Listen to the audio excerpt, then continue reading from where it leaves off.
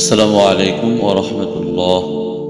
রোজা ইসলামের 5টি স্তম্ভের অন্যতম একটি ফরজ ইবাদত। রমজান মাসে সুবহে সাদিক থেকে সূর্যাস্ত পর্যন্ত পানাহার ও অন্যান্য নিষিদ্ধ কাজ থেকে বিরত থাকাই রোজা। তবে কিছু কাজ আছে যা রোজার পূর্ণতা নষ্ট না করলেও সওয়াব কমিয়ে দেয়। এসব কাজকে মাকরু বলা হয়, অর্থাৎ এগুলো রোজার জন্য অনুপযুক্ত হলেও রোজা ভঙ্গ হবে না। কোরআন ও হাদিসের আলোকে রোজার মাকরু বিষয়গুলো আজকে আমরা আলোচনা করব। আল্লাহ রাব্বুল আলামিন বলেন, ইয়া আইয়ুহাল্লাযীনা আমানু কুতিবা আলাইকুমুস সিয়াম কামা কুতিবা আলাল্লাযীনা মিন ক্বাবলিকুম লাআল্লাকুম তাত্তাকুন।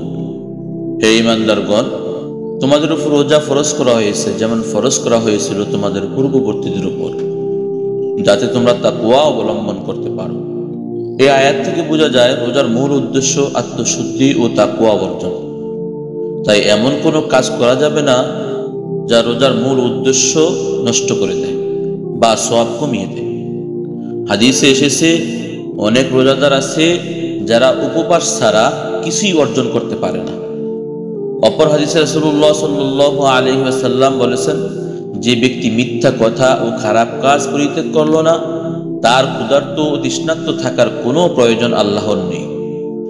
এই হাদিসগুলো থেকে বোঝা যায় রোজা শুধু পানাহার থেকে বিরত থাকার নাম নয়, বরং রোজার মূল লক্ষ্য চরিত্র গঠন, আত্মসংযম ও আল্লাহ সন্তুষ্টি অর্জন।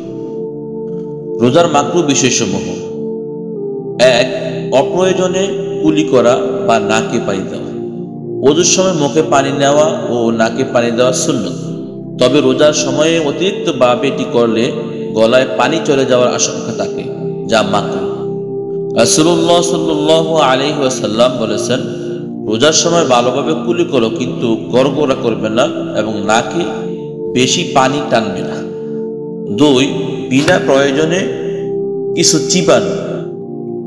রোজা অবস্থায় কোনো কিছু চিবানো বা মুখে রাখলে তা মাকরু হবে, যদিও তা গিলে না ফেলা হয়, যেমন চুইংগাম, গুল বা অন্য কোনো বস্তু চিবানো।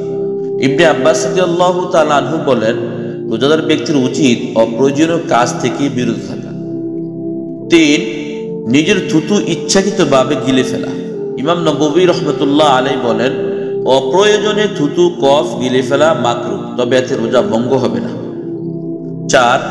ইচ্ছাকৃতভাবে মুখে রুচির ভাব আনা, যেমন খাবারের স্বাদ নেওয়া, তামাক পাতা ব্যবহার করা ইত্যাদি মাকরু। ইবনে উমর রাদিয়াল্লাহু তাআলা আনহু বলেন, রোজাদার ব্যক্তি বিনা প্রয়োজনে কিছু চেখে দেখবে না, কারণ এতে রোজার পবিত্রতা নষ্ট হয়। 5. অলসতা করা ও ইবাদত কমিয়ে দেওয়া। অনেক সময় রোজার ক্লান্তির অজুহাতে মানুষ নামাজ, কোরআন তেলাওয়াত ও অন্যান্য ইবাদতে অলসতা করে, যা মাকরু। রাসূলুল্লাহ সাল্লাল্লাহু আলাইহি ওয়াসাল্লাম বলেন, রমজান মাসে নফল ইবাদত করা ফরজ ইবাদতের মর্যাদা রাখে, সুতরাং তোমরা বেশি বেশি নফল ইবাদত করো। 6. রাগ, ঝগড়া বা গালি দেওয়া। রোজার সময় রাগ করা, ঝগড়া করা বা খারাপ কথা বলা মাকরু।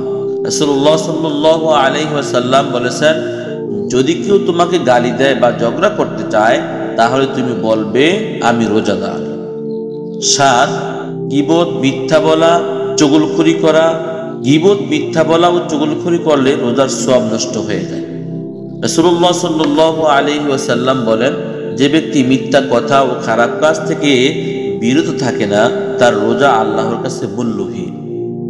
আর সুরমা, তেল বা সুগন্ধি ব্যবহার করে তার স্বাদ পাও।